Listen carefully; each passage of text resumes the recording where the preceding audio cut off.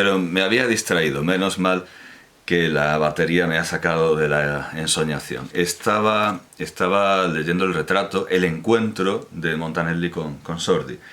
He tenido que venir a París para conocer personalmente al más italiano de todos nuestros actores, Alberto Sordi, recalado aquí un poco para pasar las fiestas con los amigos suyos y míos, Roberto e Ingrid Rossellini, y otro poco para organizar un filme con ciertos productores franceses, o mejor dicho, para mandarles a paseo. Esta era efectivamente su secreta esperanza, a medida que las negociaciones avanzaban y se comprendía, más que por sus palabras, por ciertas miradas y exaltaciones, por cierto buen humor que se apoderaba de él cuando las cosas se ponían mal, por cierto abatimiento en el que se sumía cuando las cosas se ponían bien. A fin de cuentas, ignoro lo que pasó, o sea, si el filme se hará o no se hará, pero no apostaría 2 perras gordas a favor. Alberto en París va con pies de plomo, como ciertos pájaros que están en la rama de la que no se fían. Bueno, ahora que recuerdo, he dicho que se movía ante todo en el italiano, pero su primera película dirigida fue Humo de Londres, que fue una película maravillosamente rodada en Londres y con alguna parte en inglés, sí, claro, por supuesto. Alberto en París, Alberto en París va con pies de plomo como ciertos pájaros que están en la rama de la que no se fían. ¿Acaso le convenza la idea de fondear aquí? Pero de seguro no le seduce.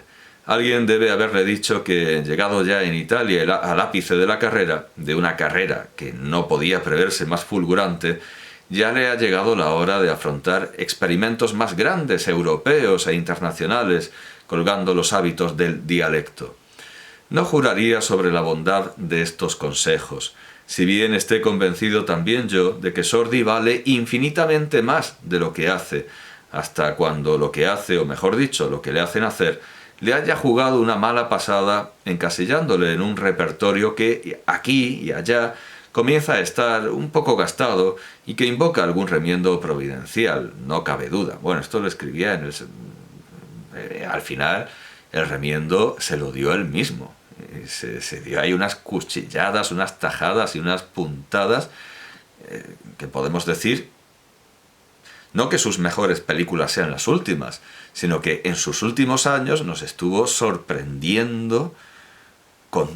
Claro, uno ve las películas que más le han impactado de Sordi y son las últimas de la monografía, y tanto en lo castizo como en lo experimental, tanto la interpretación en Il Marchese del Grillo, que es la cosa más romana que nadie puede imaginar, a experimentos como Yo sé que tú sabes que yo sé, y son de las últimas. Así que esos remiendos se los pegó a base de bien, con otros directores y con él mismo, y con colaboradores como Sonego.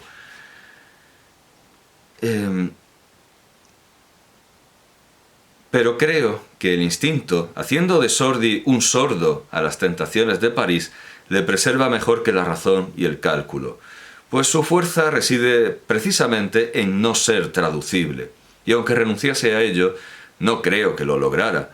La noche de su llegada, para iniciarle en la vida nocturna de la metrópoli y aficionarle a ella, le llevé a Chez Gaeols, bueno, en fin, no sé si habrá errata, es extraño, una boîte un poco de rata sí que hay, de las más en boga, envuelta en un halo de ambiguo pecado. Guapo chico, de modales suaves y gentiles, vestido con el escrupuloso esmero que representa el Made in Italy de nuestros jovenzuelos provincianos, Alberto llamó enseguida la atención de una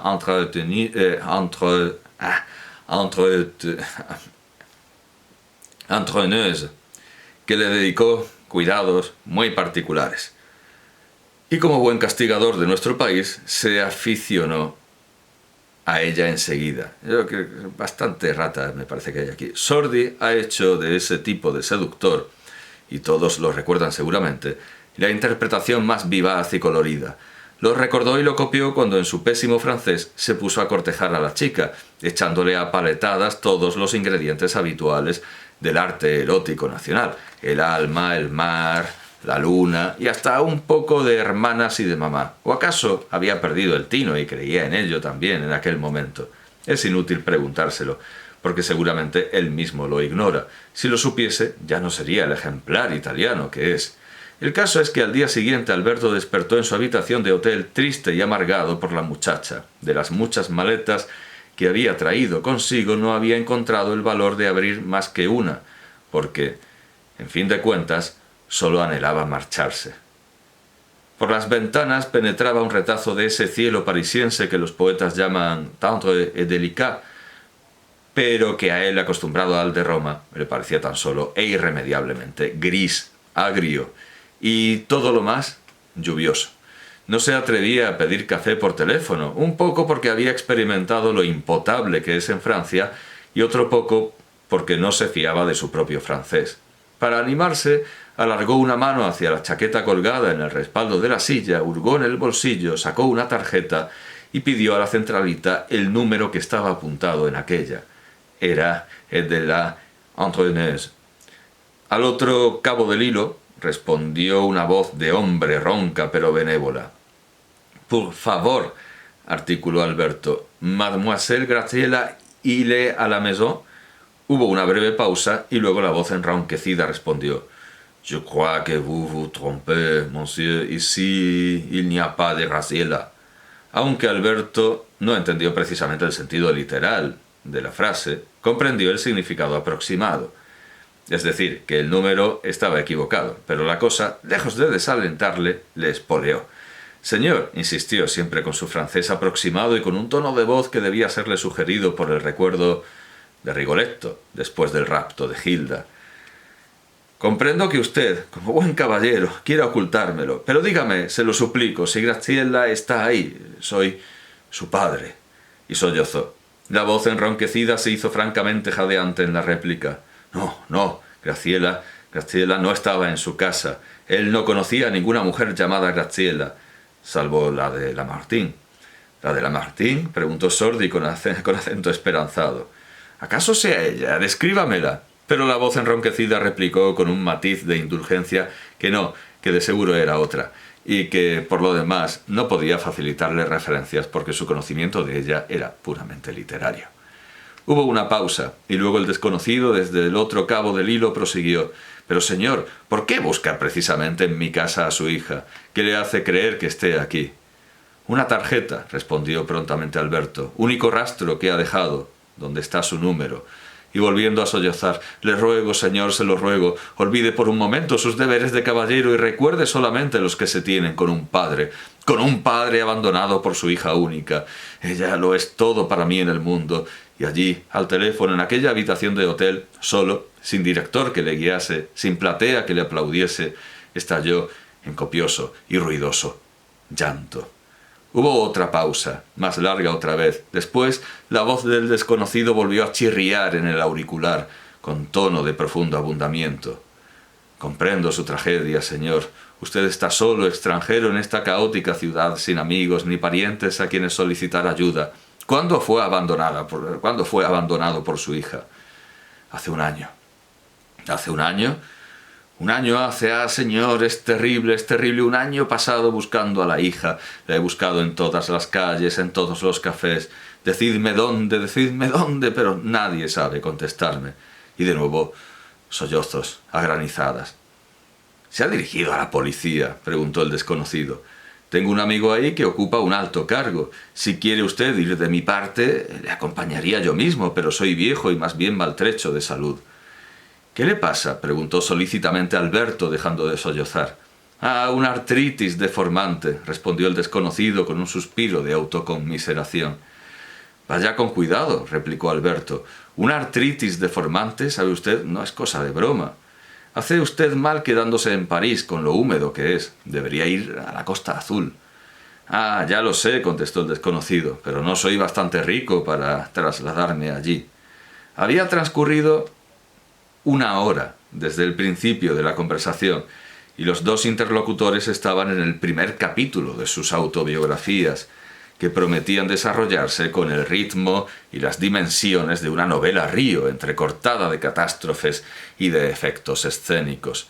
hasta que la telefonista, asediada a llamadas con la habitación de Monsieur Sordi y cansada de contestar siempre «occupé», interrumpió autoritariamente aquel diálogo que los dos protagonistas abandonaron a desgana y con la promesa formal, por parte de Alberto, de referir las novedades en el caso de que las hubiera.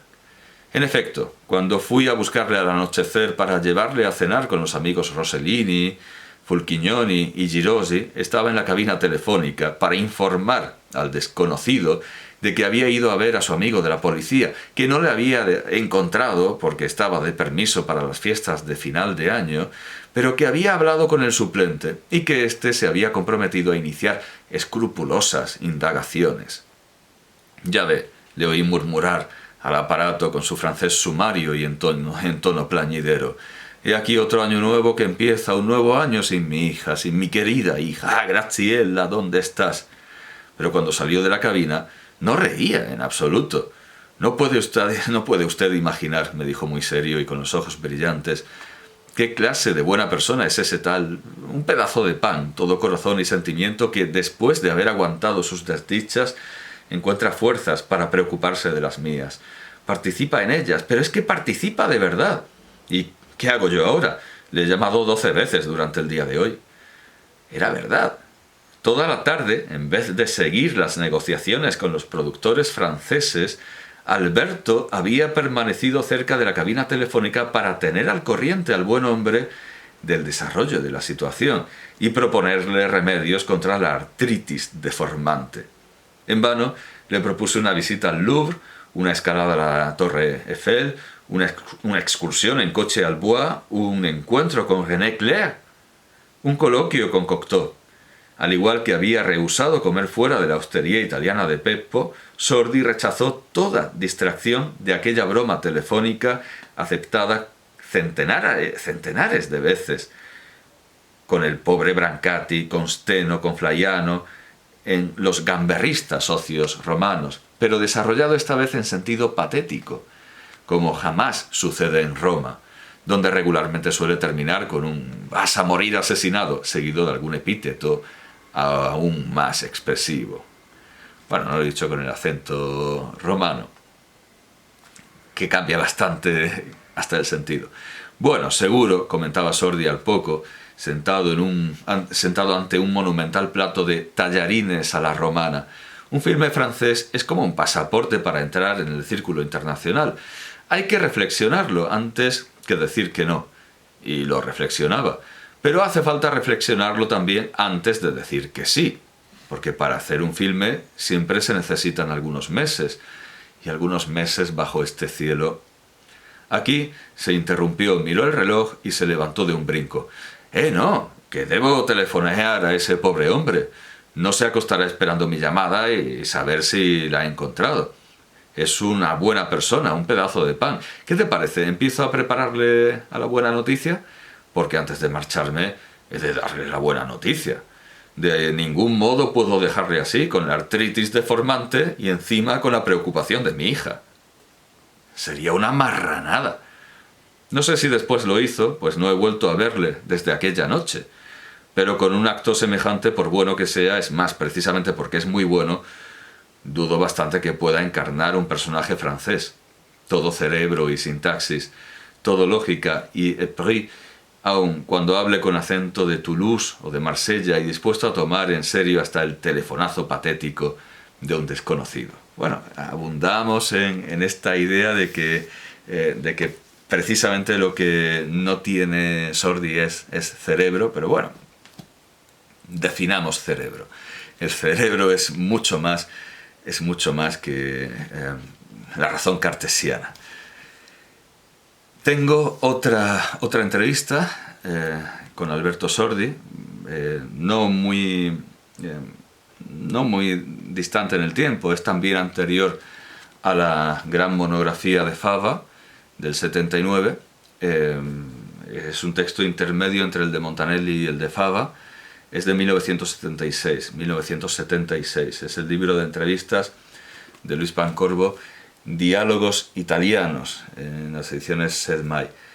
Y bueno, pues por supuesto, habiendo hecho la perfecta radiografía la perfecta radiografía de la cultura italiana, no podía faltar, es que sería absurdo, no podía faltar Sordi, en la página 119. Ir a Italia para entrevistar sería absurdo. Por supuesto que están Fellini, está Sordi, está Giulietta Masina. Bueno, al final es casi una misma familia. 119, he dicho, Gianni Rive. Aquí está la fotografía de Alberto Sordi para este libro de entrevistas. Es una entrevista breve, como el recuerdo de Montanelli. Él mismo, siempre los editores se comen las tildes de las capitales, él mismo sostiene que ha propuesto, el primero, un cierto tipo de comicidad, que mientras antes para hacer reír había que ser pequeños o gordos o altísimos o disfrazarse con bombín y bastón, Alberto Sordi solo ha usado su cara y su voz. Y es verdad, porque hasta Charlotte se ha tenido que disfrazar. Bueno, y luego, claro, ciertamente en Monsieur Verdoux no está el personaje. Bueno, es otro personaje, es un personaje de ficción, por supuesto, pero no es una ficción cómica. Es cierto que Monsieur Verdoux no es enteramente una comedia y aún diría que no es en absoluto una comedia.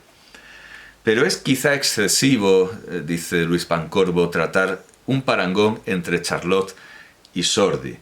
¿Cómo comparar no ya sus fechas? Debo confesar que no había leído la entrevista de Luis Pancorbo antes de tomarla. Es decir, son los típicos libros que uno consulta cuando quiere ver a un autor y todavía no había visto a Sordi.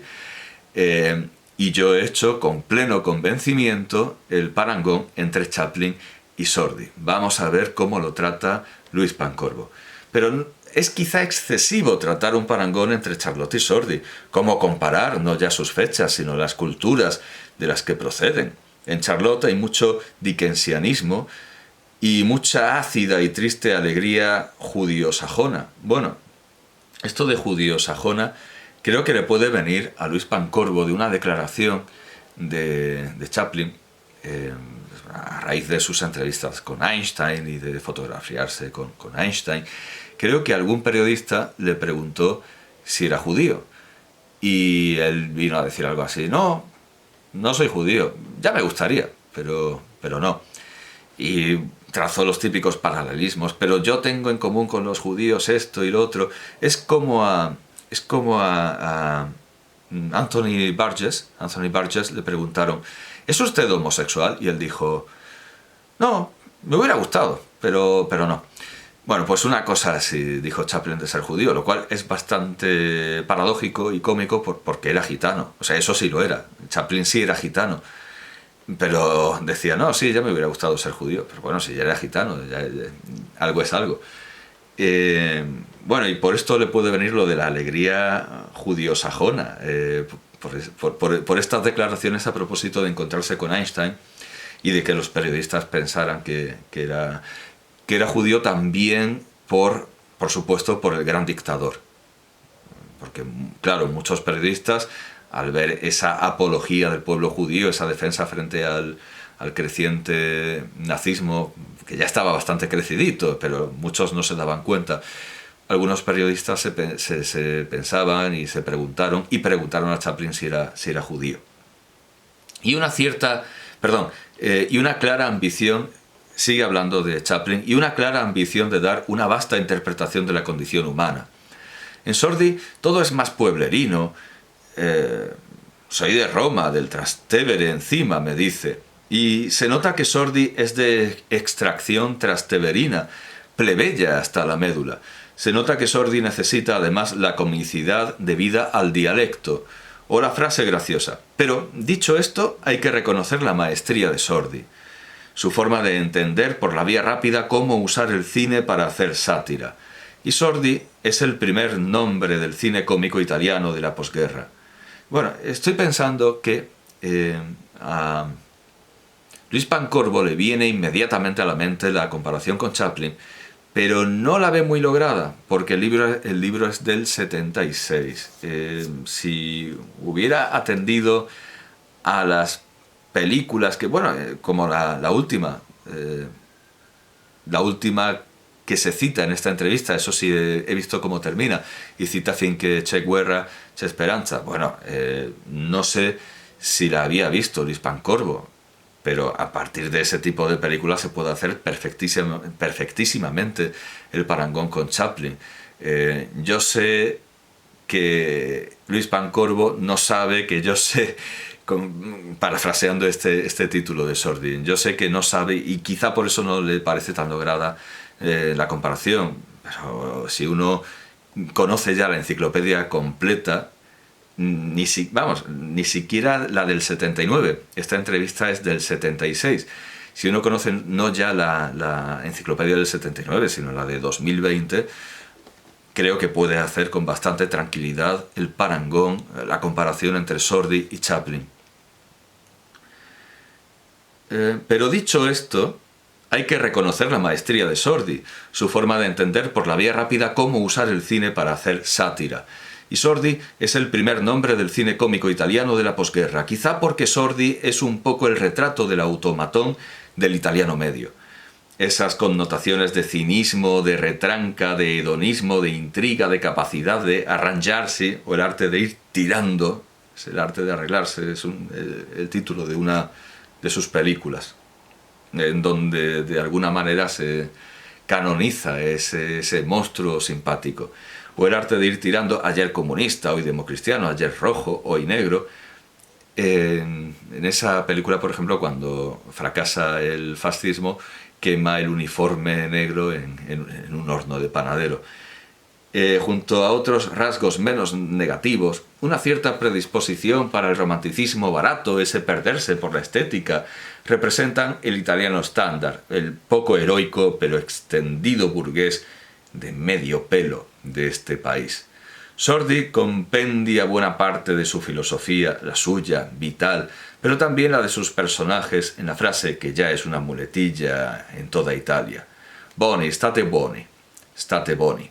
Dicha con su guasa romanesca, viene a indicar una mezquina actitud ante la vida. Estad buenos, sed buenos, no os agitéis, total, no vais a resolver nada. Os las van a dar todas en el mismo lado. No meterse en camisa de 11 varas, tragar mecha, tragar corrupciones, injusticias, tratar de sobrevivir en la jungla italiana. Pero es solo un ejemplo, es la receta odiosa que proponen los personajes de Sordi. Claro que el cariz satírico no serio de esos papeles rebaja o incrementa su peligrosidad, su capacidad de proselitismo entre los inermes espectadores. El argumento no es trivial, y ya veremos luego lo que nos dice al respecto el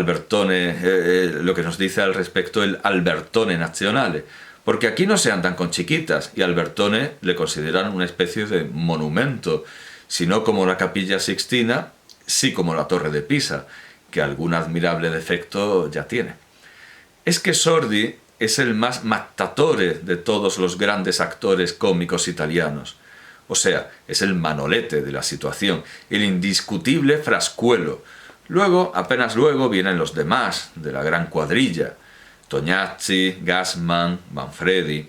Ugo Tognazzi, con la malignidad que suele caracterizar el juicio de un actor sobre otro colega, ya ha dejado dicho que Sordi es un magnífico productor de un producto único, que es un actor que excava desde siempre con inteligencia un único pozo.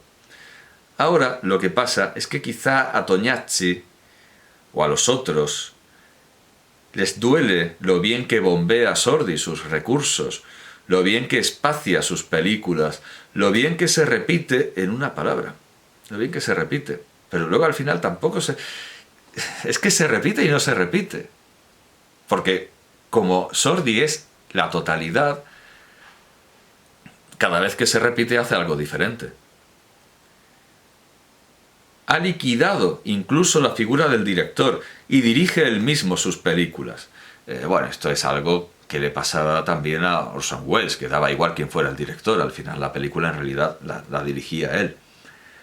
Pero aquí está hablando de que realmente ahora se ha convertido en director. y la película que estrena en 1976, Mientras hay guerra y esperanza, la ha dirigido él. Después de todo, ¿para qué va a confiar a un extraño la confección de un esquema que sigue triunfando desde hace 30 años? Cuando no hace de cura picarón, atraído más por las faldas que por las novenas, hace de político chaquetero, o de médico corrompido y distraído. O, una auscultación que pase el siguiente, 30.000 liras, grazie, o el guardia urbano que se mete a Redentor, o el chulo de periferia romana, o el galán patoso. Sí, cierto, lleva razón Tognazzi.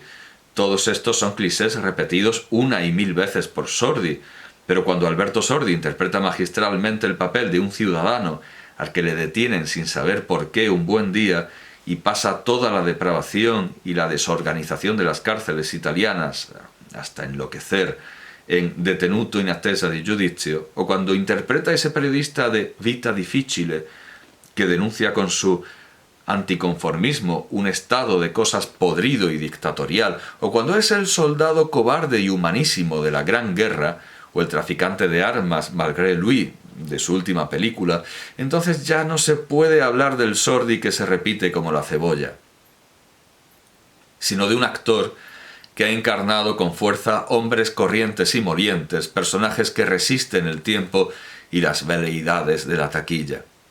Quizá el reproche de monotonía que Tognazzi critica a Alberto Sordi se debe a que él, Tognazzi, acaba de descubrir también el filón Impegnato, que hace cosas cultas como el Harpagon de Molière, y Gassman ya se sabe es uno que tutea a Shakespeare, y Manfredi, que siempre tiene miedo a equivocarse, solo hace películas a tiro seguro, tipo Pan y Chocolate, y se ahorra, bueno, es un título, no es un ejemplo gastronómico, y se ahorra a sí mismo como si fuera una libreta.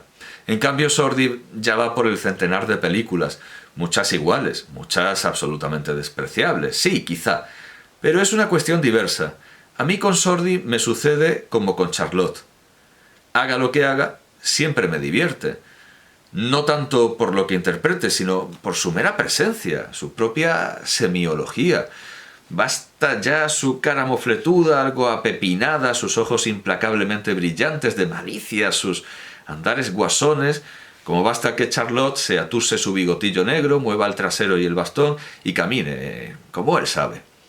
Puede gustar o no, de plano, Charlotte o Sordi, pero si uno reconoce sus personajes, sus estilos, su presencia, podrá aceptar incluso las tramas más adocenadas y resabidas. Pero da la casualidad de que no es solo eso. Charlotte es también el buscador de oro y el Hitler, en realidad tiene alguna letra bailada, pero bueno, el Hitler formidable de El Gran Dictador. Y Sordi ya ha explicado que no es solo el de sus películas descaradamente comerciales.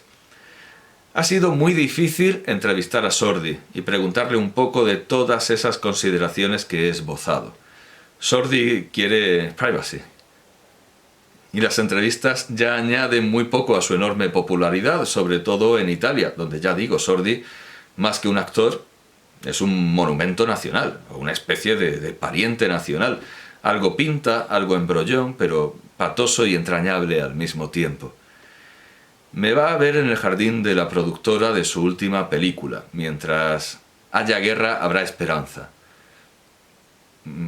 Claro, yo creo que el refrán en español es mientras hay vida, hay esperanza, pero bueno, lo he traducido en futuro. Un sitio apacible en el Celio. Se divisa la iglesia de San Giovanni e San Paolo y a lo lejos el Coliseo. Sordi se dirige hacia mí caminando lento, con su media sonrisa típica y sus ojos azulones, siempre con la malicia puesta. Y viste como un inglés. Un abrigo de camello y una chaqueta a cuadros y un jersey de cachemira y zapatos de ante. Y tiene la piel morena, con alguna que otra pequeña costra o postilla en la raíz del pelo, en la frente, como si se pelara, o como si le hubiesen quedado restos de maquillaje. Y el pelo lo tiene muy aplastado, muy pajizo contra un cráneo, yo diría que un poco abombado. Y del modo como se sienta y respira y empieza su bien calculado empiece, solo se puede deducir que es Sordi que hace de Sordi. hoy estoy un poco acatarrado, y entonces te mira pidiéndote clemencia, o sea, no ser muy pesado con las preguntas. Casi casi estás por mandarle a la cama y que se cuide y que tome un buen vaso de leche caliente con coñac.